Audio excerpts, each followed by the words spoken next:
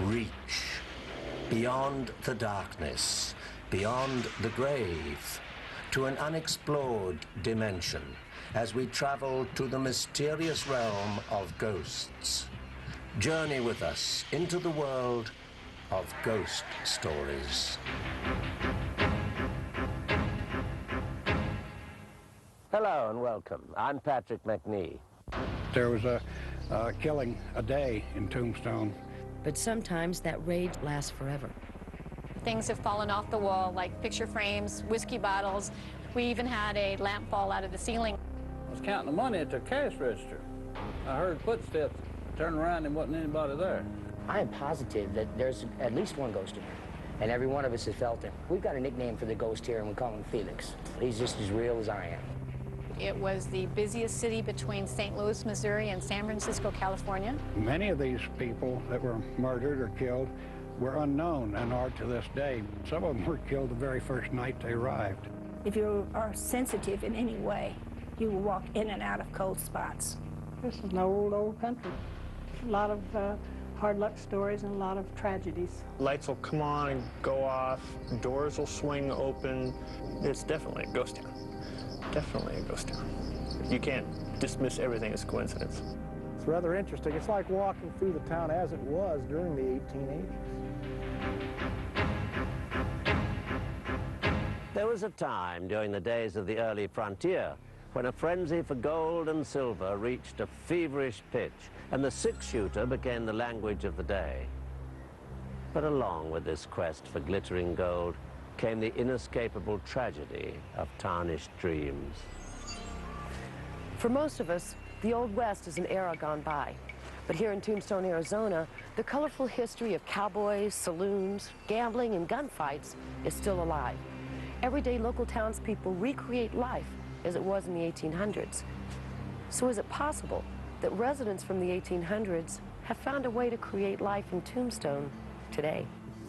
The statement has been made that there was a killing a day in Tombstone for several years. There are many people in Tombstone who do definitely believe in the supernatural events, occurrences, the spirits, the ghost, if you will. I think the reason why there are so many occurrences of people seeing ghostly presences right now in the present time is because of the violent history that Tombstone had.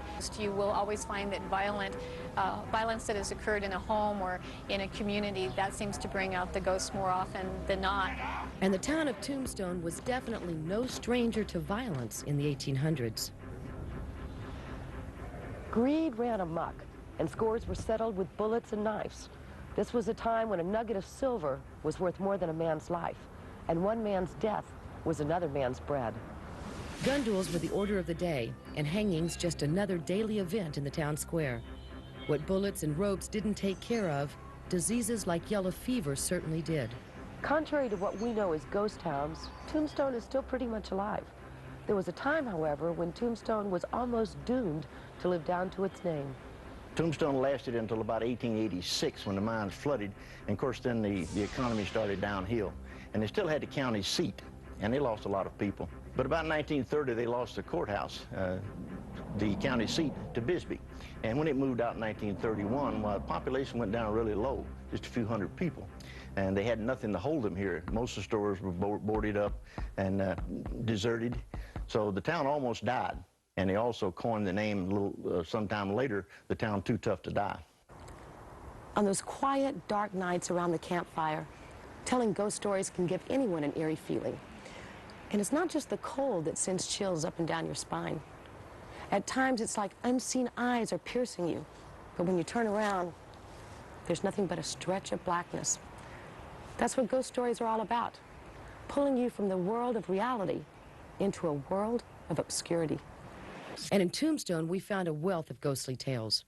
And where in most cases the stories are viewed by the skeptics as mere illusions, we certainly couldn't ignore them, because it is said that the ghost in Tombstone would not be ignored. There have been psychics. Came to Tombstone. We've taken them to the basement in Big Nose Kate's saloon, and to the bread and breakfast home, the Buford House, And the psychics get quite excited. They feel a great deal and sense a great deal of what they call the energy force. And they say they can point almost to the spot where the spirit or the entity is. I really began studying the ghostly phenomena and picked up some books on it after I began to have the images appear on my photography. About 11 or 12 years ago, we were photographing a series of pictures for possible publication in a travel magazine. And when the transparencies returned, we discovered that one of them had a figure in it that neither my wife and I had seen at the time, being the only ones on location. And the unusual thing about it was that there was no head to the figure. James sent the photograph to the Eastman Kodak Labs in Rochester, and later to the parapsychology branch of the university, more out of curiosity than anything else. The findings were staggering. Now, the authenticity of a ghost photo is determined in a reverse manner. They tell you that it's not light flare, chemical stain, mechanical retouching, airbrushing. It hasn't been manipulated by the photographer or any other individual. Both organizations give us a clear bill of health that the transparencies and negatives had not been touched by human hands as far as altering the image. And if they rule out every possible known method of creating such a picture, it leaves you with one conclusion, that it must truly be a ghost picture. I've never had an opinion. I believe that there are such things that we as humans aren't aware of or don't realize. Just above Tombstone, you always hear an eerie sound. It's the constant moaning of the wind, as if it too has a story to tell. A story from the history of Tombstone that seems to still live today. I would say that the most haunted or entity-filled location in Tombstone would probably be the Big Nose Kate's Saloon. Now, where you'd be lucky to find one person who would be happy to share a grisly story or two of ghostly experiences, we found plenty of people with stories galore at Big Nose Kate's. And it used to be the Grand Hotel back in the 1880s.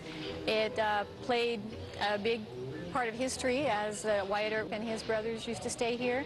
Lily Langtry used to stay here. All of the McLowrys, who were involved in the OK Corral gunfight, were also very much guest here, as well as Big Nose Kate, who was Katie Elder. Her original name was Catherine Harrony, and she was Austrian royalty, and she was Doc Holliday's girlfriend back in the 1880s. Today, those who frequent Big Nose Kate's are very familiar with the constant visits from the very people who roamed these streets over a century ago. The bartenders claim that things have fallen off the wall, like picture frames, whiskey bottles. We even had a lamp fall out of the ceiling at one point in time. I was working in here one night, and I was alone. I had closed up, and I was counting the money at the cash register. And the door was locked, and I was the only one in, and I heard footsteps just as plain as day on the dance floor behind me. I turned around and wasn't anybody there. I said, "All right, Mr. Ghost, if you'll just wait till I get through counting this money, I'll get out of here and let you have this place." And I'm not saying I believe in ghosts now, but I know I heard the footsteps, and I was the only one in the place, you know. Just as plain as day, I heard footsteps. And if Jerry's experience is a gentle reminder of Tombstone's cryptic past, Michael's experience wavers on the edge of calamity. I worked here maybe 3 weeks, and it was the first thing happened to me, about 3 weeks. And I was downstairs, and I was just climbing up a rope is what I was doing, and the rope inexplicably just gave way, and I landed on my back on the concrete.